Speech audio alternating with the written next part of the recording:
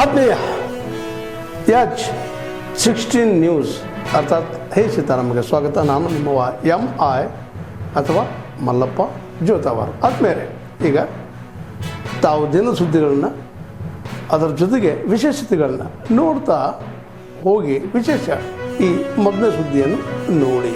ಬೇಸರದ ಸಂಗತಿ ಏನಂತಂದರೆ, ನಾನು ಮೊದಲಿಂದನೂ ಹೋರಾಟ ಮಾಡ್ಕೊಂಡು ಬರ್ತಾ ಇದ್ದೀನಿ. ಮಾದೇಗೌಡರಿಂದ ಕಾಲದಿಂದ ಹಿಡಿದು ಭಾಳ ಸಂದರ್ಭ ನಾನು ಹೋರಾಟಕ್ಕೆ ಕೂತಿದ್ದೀವಿ. ಯಾವಾಗ ನೋಡಿದ್ರು ಅವ್ರ ಪರನೇ ತೀರ್ಪು ಆಗ್ತದೆ ಅಂತಂದರೆ, ಮತ್ತು ನಮ್ಮ ಕಡೆಯಿಂದ ಇದ್ದವರು ಏನು ಹೋರಾಟ ಮಾಡ್ತಾ ಇದ್ದಾರೆ, ನಮ್ಮ ಪರವಾಗಿದ್ದಾರಾ ಇಲ್ವಾ ಅಂತ ಯೋಚನೆ ಮಾಡುವಂಥ ಪರಿಸ್ಥಿತಿ ಇದೆ. ಆಮೇಲೆ ಬರೀ ರೈತರ ಹೆಸರು ಹೇಳ್ತೀವಿ ನಾವು. ಬರೀ ರೈತರೇ ಅಲ್ಲ ಸ್ವಾಮಿ, ಬೆಂಗಳೂರಿಗೂ ನೀರು ಬೇಕಲ್ಲ, ಕುಡಿಯೋಕ್ಕೆ ನೀರು ಬೇಕಲ್ಲ. ನೀವು ಬೆಂಗಳೂರು ನೀರನ್ನ ಹೆಂಗೆ ಒದಗಿಸ್ಕೊಡೋಕ್ಕಾಗ್ತದೆ? ನಮ್ಮದೇನಂತಂದರೆ, ಮಳೆ ಇದ್ದರೆ ನಾವು ಯಾವತ್ತೂ ಹಿಂದೆ ಮುಂದೆ ನೋಡಿಲ್ಲ. ತಮಿಳ್ನಾಡು ಜನ ನಾವು ಭಾರತದವ್ರಂತ ತಿಳ್ಕೊಂಡಿದ್ದಾರೋ ಇಲ್ವೋ ಗೊತ್ತಿಲ್ಲ. ಅವರು ಬಹುಶಃ ಹಂಚಿಕೊಂಡು ತಿನ್ನುವ ಸಂಸ್ಕೃತಿ ಕಲಿಸಿದ್ದು ಭಾರತ ದೇಶ. ಆದರೆ ನಮಗೆ ಕಷ್ಟ ಆದರೂ ಪರವಾಗಿಲ್ಲ, ನಾವು ಪಡ್ಕೋಬೇಕು ಅಂತ ಹೋರಾಟ ಮಾಡ್ತಾರಲ್ಲ, ಅದು ಬಹುಶಃ ಅದು ಒಂದು ನಿಜವಾದ ಸಂಗತಿ, ನಿಜವಾದ ಕರುಣೆ ಇಲ್ಲದೆ ಇರೋದು ಅಂತ ನಾನು ಹೇಳಲಿಕ್ಕೆ ನಾನು ಬಯಸ್ತೀನಿ. ಬಹುಶಃ ಮಂಡ್ಯ ಜಿಲ್ಲೆಗೆ, ನಮ್ಮ ಕಾವೇರಿಗೆ ನಾವಿಷ್ಟೆಲ್ಲ ಕಷ್ಟಪಟ್ಟು ಇವತ್ತು DK ಶಿವಕುಮಾರ್ ಅವರು ಮುಖ್ಯಮಂತ್ರಿಗಳಾಗಿದ್ದಾರೆ. ಅವರು ಮೇಕೆದಾಟಿಗೆ ಹೋರಾಟ ಮಾಡಿದಂಥವರು. ಈ ಸಂದರ್ಭದಲ್ಲಿ ಈ ಕಾವೇರಿದು ಏನು ಸಮಸ್ಯೆ ಇದೆಯೋ, ಇಂಥ ಸಂದರ್ಭದಲ್ಲಾದರೂ ಅವರು ರೈತರ ಬೆನ್ನೆಲುಬಾಗಿ ನಿಲ್ಲಬೇಕು ಅನ್ನೋದೇ ನನ್ನ ಆಗ್ರಹ. ಅದರ ಜೊತೆಗೆ ಏನಪ್ಪ ಅಂತಂದರೆ, ಇರೋದೇ ನಮಗೆ 17 TMC ನೀರಿದೆ. ಅದೇನಾದರೂ ಖಾಲಿ ಆದರೆ ನೀವು ಬೆಂಗಳೂರಿಗೆ ನೀರೆಲ್ಲಿ ಕೊಡ್ತೀರಾ? ರೈತರಿಗೆ ನೀರೇನು ಕೊಡ್ತೀರಾ? ರೈತರು ಈಗಾಗಲೇ ಬೆಳೆ ಮಾಡಿದ್ದಾರೆ, ಅವರಿಗೆಲ್ಲಿ ನೀರು ಕೊಡ್ತೀರಾ? ಬಹುಶಃ ಅವ್ರ ನಷ್ಟ ಆದರೆ ನಾನು ಇಷ್ಟೇ ಹೇಳೋದು, ಈ ದೇಶಕ್ಕೆ ಯಾವುದಾದ್ರೂ ಶಾಪ ಇದೆ ಅಂತಂದರೆ ರೈತರ ಶಾಪ. ಈಗ ಒಂದು ಮೇಕೆದಾಟು ವಿಚಾರದಲ್ಲಿ 2025ರಲ್ಲಿ ಅವ್ರು ಹಾಕಿದ್ದಂಥ ಮಿಸ್ಲೇನಿಯಸ್ ಅಪ್ಲಿಕೇಶನ್ನು ವಜಾ ಆಗಿದೆ. ಅದ್ರ ಮೇಲೆ IA ಹಾಕ್ಕೊಂಡಿದ್ರು, ಅದು 2026ರಲ್ಲೇ ವಜಾ ಆಗಿದೆ. ಮತ್ತು ಸುಪ್ರೀಂ ಕೋರ್ಟ್ ಮೊನ್ನೆ ಇದರಲ್ಲಿ ಪಾರ್ಲಿಮೆಂಟಲ್ಲೂ ಕೂಡ ಸನ್ಮಾನ್ಯ ಇವರು ರಾಜ್ಯಸಭಾ ಸದಸ್ಯರು ಅನ್ಬುಮಣಿ ರಾಮದಾಸ್ ಅವರು ಪ್ರಶ್ನೆ ಕೇಳಿದಾಗ ಅಕ್ಕಪಕ್ಕದ ರಾಜ್ಯಗಳ ಅನುಮತಿ ಬೇಕಾಗಿಲ್ಲ ಮೇಕೆದಾಟಿಗೆ ಅಂತ ಭಾಳ ಸ್ಪಷ್ಟವಾಗಿ ಹೇಳಿದ್ದಾರೆ. ಅದರಿಂದ ಇದು ನಮಗೆ DPR ನಾವು ಏನು ಮೈನರ್ ಚೇಂಜಸ್ ಮಾಡಿ ಕಳಿಸ್ತಾ ಇದ್ದೀವಿ. ಅದಾದಮೇಲೆ ನಮ್ಮ ಫಾರೆಸ್ಟ್ ಲ್ಯಾಂಡ್ ಇದೆಯಲ್ಲ, ಅದಕ್ಕೆ ಆಲ್ಟರ್ನೇಟ್ ನಾವು ಕೊಟ್ಟು ಕ್ಯಾಬಿನೆಟಲ್ಲಿ ತೀರ್ಮಾನ ತಗೊಂಡ್ರೆ ಡ್ಯಾಮು ಕಟ್ಟೋದಕ್ಕೆ ಏನು ತೊಂದರೆ ಇಲ್ಲ. ಅವರು ಏನಕ್ಕೆ ಯಾವ ವಿಚಾರಕ್ಕೆ ಬರ್ತಾ ಇದ್ದಾರೆ ಅಂತ ನಮಗೆ ಸ್ಪಷ್ಟವಾಗಿ ಗೊತ್ತಿಲ್ಲ. ಕಾವೇರಿ ಇರ್ಬೋದು, ಅದ್ರ ಜೊತೆ ಇನ್ನೂ ಏನು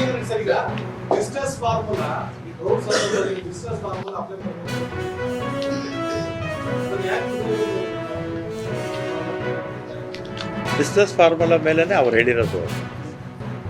ಆದ್ರೆ ನಾವು ಬಿಡೋಕ್ಕಾಗಲ್ಲ ಅಂತ. ಈಗ ನಮಗೆ 36 TMC ನಮಗೆ ನೀರು ಬಂದಿದೆ. ಈ ಮಳೆಗಾಲದಲ್ಲಿ 36 TMC ನಮಗೆ ನೀರು ಬಂದಿದೆ ನಮ್ಮ 4 ಡ್ಯಾಮ್ಸ್ಗೆ. ಅದರ ಮೇಲೆ ಅವ್ರು ಆ ರೀತಿ ಮಾಡಿರ್ಬೋದು.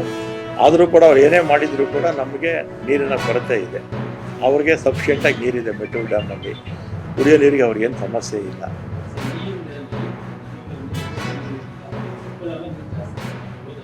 ಯಾವಾಗ ಫ್ಲೋ ಜಾಸ್ತಿ ಆದರೆ ಆಮೇಲೆ ಯೋಚನೆ ಮಾಡೋಣ ಬಿಡಿ.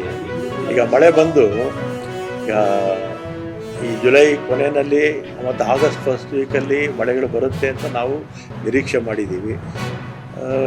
ಮಳೆ ಬಂದರೆ ಯಾವ ಸಮಸ್ಯೆನೂ ಇರಲ್ಲ, ಈ ತಂಟೆ ತಗರಾರು ಇರಲ್ಲ. ಯಾರು ಇಲ್ಲ ಬಿಡೋದಿಲ್ಲ. ಈಗ ನಾವು ಅಪೀಲ್ ಹೋಗ್ತಾ ಇದ್ದೀವಲ್ಲ, ಅಪೀಲ್ MAಗೆ ಹೋಗ್ತೀವಿ, ಮಾನಿಟರಿಂಗ್ ಅಥಾರಿಟಿಗೆ ಅಪೀಲ್ ಹೋಗ್ತಾ ಇದ್ದೀವಿ.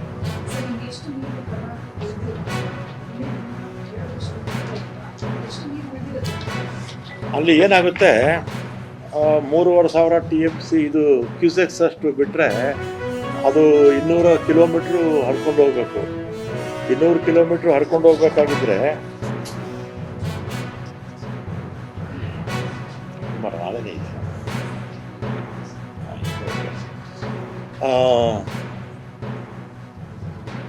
ಬರೀ 3,500 ಬಿಟ್ಟರೆ ಆಗಲ್ಲ.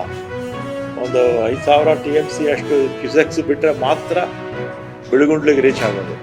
ಯಾಕಂದರೆ ಮಧ್ಯಲೆಲ್ಲ ಇದೆಲ್ಲ ಇರುತ್ತಲ್ಲ. ಮಳೆ ಬಿದ್ದಂಥ ಸಂದರ್ಭದಲ್ಲಾದರೆ ಬೇಗ ನೀರು ಹೋಗ್ಬಿಡುತ್ತೆ. ಈಗ ಮಳೆ ಇಲ್ವಲ್ಲ. ನನ್ನ ಮನೆ ಮುತ್ತತ್ತಿಗೆ ಹೋಗಿದ್ನಲ್ಲ, ಒಂದು ಡ್ರಾಪ್ ನೀರು ಮುಂದಕ್ಕೆ ಹೋಗ್ತಿಲ್ಲ. ಎಷ್ಟಿದೆಯೋ ಅಷ್ಟೇ ಇದೆ ಸ್ಟಾಗ್ನೆಂಟ್.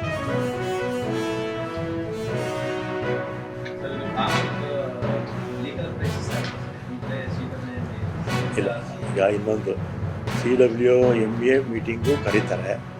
ಕರೆದಾಗ ಅವ್ರು ಏನು ತೀರ್ಮಾನ ಕೊಡ್ತಾರೋ ನೋಡೋಣ. ಟೈಮ್ ಕೊಡ್ತಾರೆ. ನೆನ್ನೆ ತನ ಇದಾಗಿದ್ದು RC ರೆಗ್ಯುಲೇಟರಿ ಕಂಪ್ನಿ ನೆನ್ನೆ ಆಯಿತು. ಆಮೇಲೆ ನಾವು ಇವತ್ತು ಅಪೀಲ್ ಹಾಕ್ಕೊಳ್ತಾ ಇದ್ದೀವಿ. ಅವರು ಸಮಯ ಕೊಡ್ತಾರೆ. ಈಗ ಒಂದು ನಿಮಿಷ, ನಾವೇನಾದ್ರು ನೀರು ಬಿಡ್ತೀವಿ ಅಂತ ಹೇಳಿದ್ವಲ್ವ, ನಾವು ಅಪೀಲ್ ಹೋಗ್ತೀವಿ ಅಂತಲೇ ಹೇಳಿದ್ವಿ.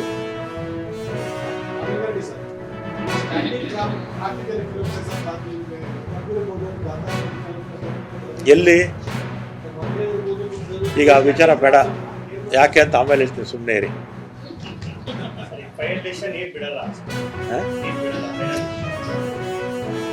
ಇಷ್ಟೊತ್ತು ಹೇಳಿದ್ದೇನೆ ನಾನು. ನಾವು ಅಪೀಲ್ ಹೋಗುವಾಗ ಬಿಡೋದಿಲ್ಲ ಅಂತಾನೆ ಅದ್ರಂತ.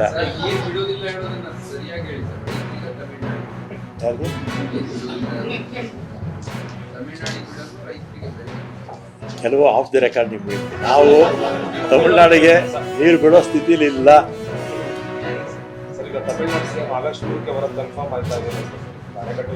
ಆಗಿದೆ ಆಗಿದೆ ಅಂತ ಮಾಹಿತಿ. ಒಂದು ನಿಮಿಷ ಇರಿ,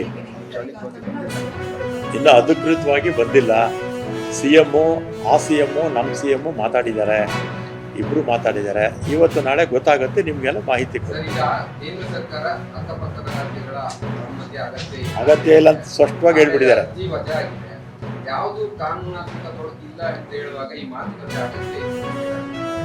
ನೀವು ನಮ್ಮ ಶಿವಕುಮಾರ್ ಅವ್ರನ್ನ ಕೇಳ್ಬೋದು, ಯಾಕಂದ್ರೆ ಅವರಿಬ್ಬರು ಮಾತಾಡ್ಕೊಂಡಿರೋದು ಯಾವ ಸಬ್ಜೆಕ್ಟು ಏನು ಎತ್ತ ಅಂತ. ಏನು ಬರ್ತಾರಲ್ಲ ಇವತ್ತೆಲ್ಲ ನಾಳೆ ಬರ್ತಾರೆ.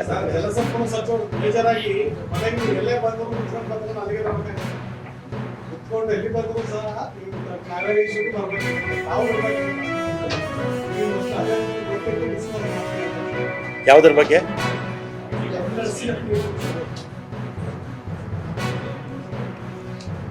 ಏನಾದ್ರು ಇದೆಯಾ? ರಾಜಕೀಯ ಸ್ವರೂಪ ಪಡ್ಕೊಂಡಿದೆ. ಬಿಜೆಪಿ ಅವರು ಕೂಡ ಇದನ್ನು ಮಂಡ್ಯದೊಳಗೆ ಪ್ರತಿಭಟನೆ ಮಾಡ್ತಾ ಇದ್ದಾರೆ. ಆಮೇಲೆ ಬಿಜೆಪಿಯವರು ಅಥವಾ ಇನ್ಯಾರಾದರೂ ಕೂಡ ನಾವೇನಾದರೂ ನೀರು ಬಿಡ್ತೀವಿ ಅಂತ ಹೇಳಿದರೆ ಅವರು ಪ್ರತಿಭಟನೆ ಮಾಡಬೇಕಲ್ಲ. ನಾವೇನು ಬಿಡ್ತೀವಿ ಅಂತ ಹೇಳಿಲ್ವಲ್ಲ, ನಾವು ಅಪೀಲ್ ಹೋಗ್ತಾ ಇದ್ದೀವಿ ಅಂತ ಹೇಳ್ತಾ ಇದ್ದೀವಿ, ಮೇಲ್ಮನವಿ ಸಲ್ಲಿಸ್ತಾ ಇದ್ದೀವಿ ಅಂತ ಹೇಳ್ತಾ ಇದ್ದೀವಿ. ಯಾಕೆ ಪ್ರತಿಭಟನೆ ಮಾಡ್ತಾರೆ?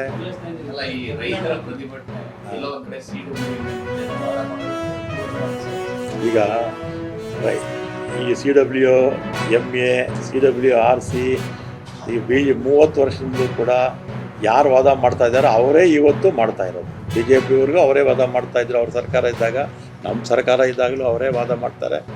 ACSಗಳು ಬದಲಾವಣೆ ಆಗಿರ್ಬೋದು ಅಷ್ಟೇ. ಅವರು ವಿಪಕ್ಷದಲ್ಲಿದ್ದಾರಲ್ಲ, ಆ ರೀತಿ ಮಾತಾಡ್ತಾರೆ.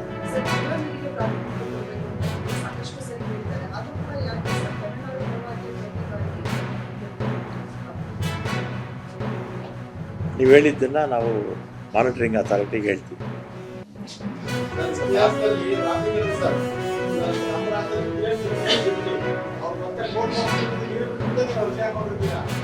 ಎಲ್ಲಿ ಎಲ್ಲಿ ಇಲ್ಲ. ಈಗ ಒಂದು ನಿಮಿಷ, ಆ ರೀತಿ ಇನ್ನೊಂದು ಆ ರೀತಿ ಎಲ್ಲ ಮಾಡೋಕ್ಕಾಗೋದಿಲ್ಲ.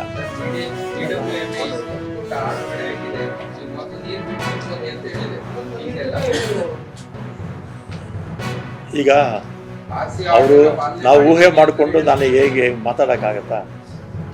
ಊಹೆ ಮಾಡಿಕೊಂಡು ನಾನೀಗ ಮಾತಾಡೋಕ್ಕೆ ಹೋಗೋದಿಲ್ಲ. ಆಮೇಲೆ ಈಗ ನಾನು ಮಾತಾಡ್ತಿರೋದನ್ನ ಒಂದು ನಿಮಿಷ ರಾಜಪ್ಪ, ಈಗ ನಾನು ಏನು ಮಾತಾಡ್ತಾ ಇದ್ದೀನಿ ಅಂದ್ರೆ ಎಲ್ಲರೂ ಅಬ್ಸರ್ವ್ ಮಾಡ್ತಾ ಇರ್ತಾರೆ. ಅದರಿಂದ ನಾವು ಅಪೀಲ್ ಹೋಗ್ತಾ ಇದ್ದೀವಿ. ಈಗ ನಾವು ನೀರು ಬಿಡೋಲ್ಲ, ಅಪೀಲ್ ಹೋಗ್ತಾ ಇದ್ದೀವಿ. ಮುಂದಕ್ಕೆ ಆಮೇಲೆ ಮಾತಾಡೋಣ. ನಿನ್ನೆ 28/7/26 ದೆಹಲಿನಲ್ಲಿ CWRC ಮೀಟಿಂಗ್ ಆಗುತ್ತೆ, ರೆಗ್ಯುಲೇಟರಿ ಕಮಿಟಿ ಮೀಟಿಂಗ್ ಆಗುತ್ತೆ. ಅದು ಹಿಂದಿನ ತಿಂಗಳು ಕೂಡ ಮೀಟಿಂಗ್ ಆಗಿತ್ತು. ಹಾಗೇನು ಅವರು ನೀರು ಬಿಡಿ ಅಂತ ಹೇಳಿದ್ರು. ಆಮೇಲೆ ಮಾನಿಟರಿಂಗ್ ಅಥಾರಿಟಿ CWMA ಅವರು ಕೂಡ ಏನು ನೀರು ಬಿಡಿ ಅಂತ ಹೇಳಿರಲಿಲ್ಲ. ಮತ್ತು ನಿನ್ನೆ ಆದಂಥ ಮೀಟಿಂಗಲ್ಲಿ ನಮ್ಮ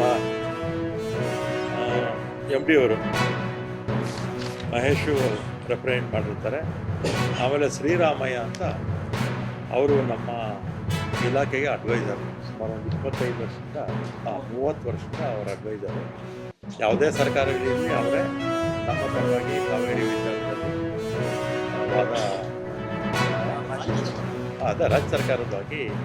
ರಾಜ್ಯ ಸರ್ಕಾರದ ಪರವಾಗಿ ವಾದವನ್ನು ಮಂಡನೆ ಮಾಡಿದ್ದಾರೆ.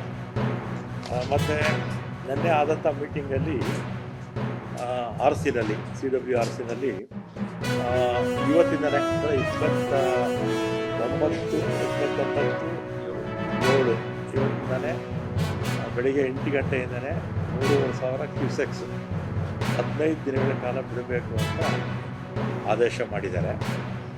ನಮ್ಮಲ್ಲೇನಾಗಿದೆ, ಕಾವೇರಿ ಕಣಿವೆಯಲ್ಲಿ 4 ಜಲಾಶಯಗಳಿಗೆ ಸುಮಾರು 30 ವರ್ಷಗಳಲ್ಲಿ ಸರಾಸರಿ ನಮಗೆ 65.86 ಕಡಿಮೆ ಆಗಿದೆ. ಆಲ್ಮೋಸ್ಟ್ 2/3 ಅಲ್ವಾ, 1/3 ಮಾತ್ರ ಮಳೆ ಬಿದ್ದಿದೆ, 2/3 ಮಳೆ ನಮ್ಮಲ್ಲಿ ಬಿದ್ದಿಲ್ಲ. ಆಮೇಲೆ ಈಗ ಅದೇ ರೀತಿ ನಮ್ಮಲ್ಲಿ ಇರ್ತಕ್ಕಂಥ ನೀರು ಕೂಡ ಸುಮಾರು ಒಂದು 46 TMC ಇದೆ. ಡೆಡ್ ಸ್ಟೋರೇಜ್ ಬಿಟ್ಟರೆ 46 TMC ಇದೆ. ಮತ್ತು ನಮಗೆ ಪ್ರತಿ ತಿಂಗಳು 3.5 TMC ನೀರು ಬೇಕಾಗುತ್ತೆ. ಸುಮಾರು 12 ಜಿಲ್ಲೆಗಳಿಂದ 10 ಜಿಲ್ಲೆಗೆ, ಕೊಡಗಿಂದ ಹಿಡಿದು ಬೆಂಗಳೂರುವರೆಗೂ ಕೂಡ ಸುಮಾರು 10 ಜಿಲ್ಲೆಗೆ ನಮಗೆ ಕುಡಿಯೋ ನೀರಿಗೆ ಮತ್ತು ನದಿ ಪಾತ್ರಕ್ಕೂ ನೀರು ಬಿಡಲೇಬೇಕಲ್ಲ, ನಮಗೆ ಅಷ್ಟು ಬೇಕಾಗುತ್ತೆ. ಮತ್ತು ಇವತ್ತು ಅವರು ಆದೇಶ ಕೊಟ್ಟಿರೋದನ್ನು ನಾವು ಪಾಲಿಸೋದಕ್ಕೆ ನಮಗೆ ಕಷ್ಟ ಆಗುತ್ತೆ. ಅದಕ್ಕೆ ಅಪೀಲ್ ಹೋಗಬೇಕು ಅಂತ ನಮ್ಮ ತೀರ್ಮಾನ ಆಗಿದೆ. ಮತ್ತು ನಮ್ಮ ಶ್ರೀರಾಮಯ್ಯ ಅವರು ಅಡ್ವೈಸರ್, ರಾಜ್ಯ ಸರ್ಕಾರದ ಅಡ್ವೈಸರು ಡ್ರಾಫ್ಟ್ ಮಾಡಿ ಕಳಿಸಿದ್ದಾರೆ. ದೆಹಲಿಗೆ ಕಳಿಸಿದ್ದೀವಿ. ನಮ್ಮ ವಕೀಲರು ಕಾತರಿಕೆಯವರು ಡ್ರಾಫ್ಟ್ ಅಪ್ರೂವ್ ಮಾಡಿ ಕಳಿಸಿದರೆ ಇವತ್ತೇ ಅಪೀಲು ನಮ್ಮ SCS ಅವರು ಅಪೀಲು ಇವತ್ತು ಹಾಕ್ತಾರೆ. ಅದರಿಂದ ಇವತ್ತು ನೀರು ಇಲ್ಲದೆ ಇರೋದ್ರಿಂದ ನಾವು ನೀರು ಬಿಡೋಕ್ಕೆ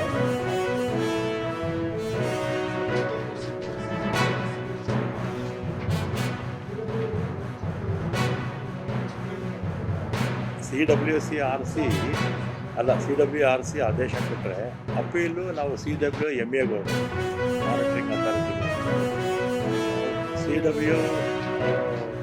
CWMA ಮೇಲೆ ಸುಪ್ರೀಂ ಕೋರ್ಟ್ ಇದೆ. ಈಗ ನಾವು ತಕ್ಷಣಕ್ಕೆ CWMAಗೆ ಹೋಗ್ತಾ ಇದ್ದೀವಿ, ಮಾನಿಟರಿಂಗ್ ಅಥಾರಿಟಿಗೆ ಅಪೀಲ್ ಹಾಕ್ಕೊಡ್ತಾ ಇದ್ದೀವಿ. ಇವತ್ತೇ ಅಪೀಲ್ ಹಾಕ್ತೀವಿ.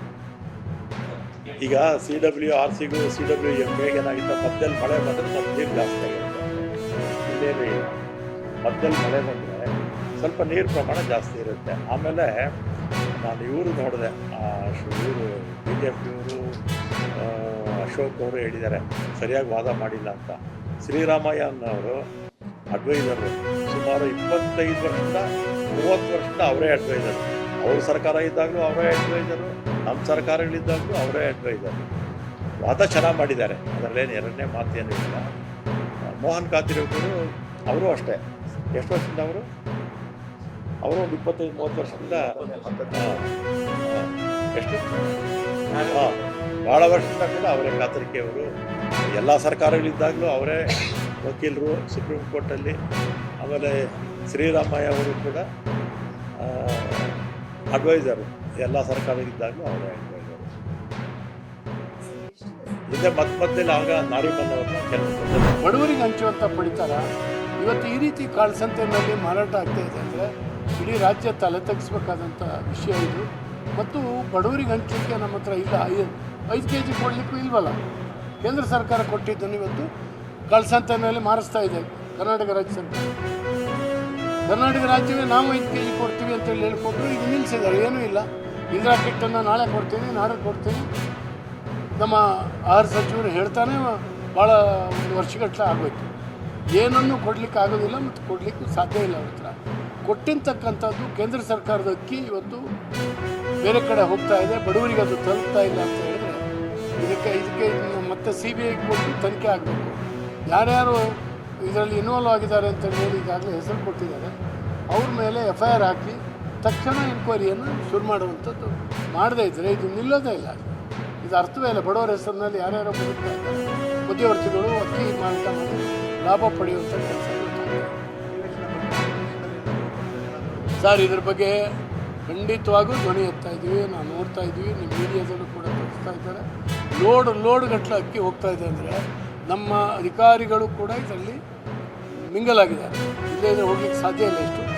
ಅದರಿಂದ ಖಂಡಿತವಾಗೂ ನಾವು ವಿಧಾನಸಭೆ ಬಡವರಿಗೆ ಹಂಚುವಂಥ ಪಡಿತರ ಇವತ್ತು ಈ ರೀತಿ ಕಾಳಸಂತೆಯಲ್ಲಿ ಮಾರಾಟ ಆಗ್ತಾ ಇದೆ ಅಂದರೆ ಇಡೀ ರಾಜ್ಯ ತಲೆ ತಗ್ಗಿಸ್ಬೇಕಾದಂಥ ವಿಷಯ ಇದು. ಮತ್ತು ಬಡವರಿಗೆ ಹಂಚಲಿಕ್ಕೆ ನಮ್ಮ ಹತ್ರ ಇಲ್ಲ. 5 kg ಕೊಡಲಿಕ್ಕೂ ಇಲ್ವಲ್ಲ. ಕೇಂದ್ರ ಸರ್ಕಾರ ಕೊಟ್ಟಿದ್ದನ್ನು ಇವತ್ತು ಕಾಳಸಂತೆಯಲ್ಲಿ ಮಾರಿಸ್ತಾ ಇದೆ ಕರ್ನಾಟಕ ರಾಜ್ಯ ಸರ್ಕಾರ. ಕರ್ನಾಟಕ ರಾಜ್ಯವೇ ನಾವು 5 kg ಕೊಡ್ತೀವಿ ಅಂತೇಳಿ ಹೇಳಿಕೊಟ್ರು. ಈಗ ನಿಲ್ಲಿಸಿದ್ದಾರೆ, ಏನೂ ಇಲ್ಲ. ಇಂದಿರಾ ಕಿಟ್ಟನ್ನು ನಾಳೆ ಕೊಡ್ತೀನಿ, ನಾಳೆ ಕೊಡ್ತೀನಿ. ನಮ್ಮ ಆಹಾರ ಸಚಿವರು ಹೇಳ್ತಾನೆ ಭಾಳ ಒಂದು ವರ್ಷಗಟ್ಟಲೆ ಆಗೋಯ್ತು. ಏನನ್ನು ಕೊಡಲಿಕ್ಕೆ ಆಗೋದಿಲ್ಲ ಮತ್ತು ಕೊಡಲಿಕ್ಕೂ ಸಾಧ್ಯ ಇಲ್ಲ ಅವ್ರ ಹತ್ರ. ಕೊಟ್ಟಿರ್ತಕ್ಕಂಥದ್ದು ಕೇಂದ್ರ ಸರ್ಕಾರದ ಅಕ್ಕಿ ಬೇರೆ ಕಡೆ ಹೋಗ್ತಾ ಇದೆ, ಬಡವರಿಗೆ ಅದು ತಲುಪ್ತಾ ಇಲ್ಲ ಅಂತ ಹೇಳಿದ್ರೆ ಇದಕ್ಕೆ ಮತ್ತೆ CBI ಕೊಟ್ಟು ತನಿಖೆ ಆಗಬೇಕು. ಯಾರ್ಯಾರು ಇದರಲ್ಲಿ ಇನ್ವಾಲ್ವ್ ಆಗಿದ್ದಾರೆ ಅಂತ ಹೇಳಿ ಈಗಾಗಲೇ ಹೆಸರು ಕೊಟ್ಟಿದ್ದಾರೆ. ಅವ್ರ ಮೇಲೆ FIR ಹಾಕಿ ತಕ್ಷಣ ಎನ್ಕ್ವೈರಿಯನ್ನು ಶುರು ಮಾಡುವಂಥದ್ದು ಮಾಡದೇ ಇದ್ದರೆ ಇದು ನಿಲ್ಲೋದೇ ಇಲ್ಲ. ಇದು ಅರ್ಥವೇ ಇಲ್ಲ. ಬಡವರ ಹೆಸರಿನಲ್ಲಿ ಯಾರ್ಯಾರು ಮುಗಿತಾ ಇದ್ದಾರೆ, ಮಧ್ಯವರ್ತಿಗಳು ಅಕ್ಕಿ ಮಾರಾಟ ಮಾಡಿ ಲಾಭ ಪಡೆಯುವಂಥ ಕೆಲಸ ಇವತ್ತಾಗ್ತದೆ. ಸರ್, ಇದ್ರ ಬಗ್ಗೆ ಖಂಡಿತವಾಗೂ ಧ್ವನಿ ಎತ್ತಾ ಇದ್ದೀವಿ. ನಾವು ನೋಡ್ತಾ ಇದ್ದೀವಿ, ನಿಮ್ಮ ಮೀಡಿಯಾದಲ್ಲೂ ಕೂಡ ತೋರಿಸ್ತಾ ಇದ್ದಾರೆ. ಲೋಡ್ ಗಟ್ಟಲೆ ಅಕ್ಕಿ ಹೋಗ್ತಾ ಇದೆ ಅಂದರೆ ನಮ್ಮ ಅಧಿಕಾರಿಗಳು ಕೂಡ ಇದರಲ್ಲಿ ಮಿಂಗಲ್ ಆಗಿದ್ದಾರೆ. ಇಲ್ಲೇ ಇದ್ರೆ ಹೋಗ್ಲಿಕ್ಕೆ ಸಾಧ್ಯ ಇಲ್ಲ ಇಷ್ಟು. ಅದರಿಂದ ಖಂಡಿತವಾಗೂ ನಾವು ವಿಧಾನಸಭೆ ತಾವೆಲ್ಲ ಇಲ್ಲಿವರೆಗೆ ಸುದ್ದಿಗಳನ್ನು ನೋಡಿದಿರಿ, ಜೊತೆಗೆ ವಿಶೇಷ ಘಟನೆಗಳನ್ನು ಸಹ ನೋಡಿದಿರಿ. ಅದು ನಿಮ್ಗೇನು ಅನ್ನಿಸ್ತು? ನಿಮಗೆ ಲೈಕ್ ಮಾಡಿರಿ, ಶೇರ್ ಮಾಡಿರಿ, ಕಾಮೆಂಟ್ ಮಾಡಿರಿ, ಜೊತೆಗೆ ಸಬ್ಸ್ಕ್ರೈಬ್ ಮಾಡಿಸ್ಬಿಡ್ರಿ. H16 ನ್ಯೂಸ್ ಅರ್ಥಾತ್ ಸಿದ್ದರಾಮಯ್ಯ ಸತ್ಯದ ಕೈಗನ್ನಡಿ ವಂದನೆಗಳು.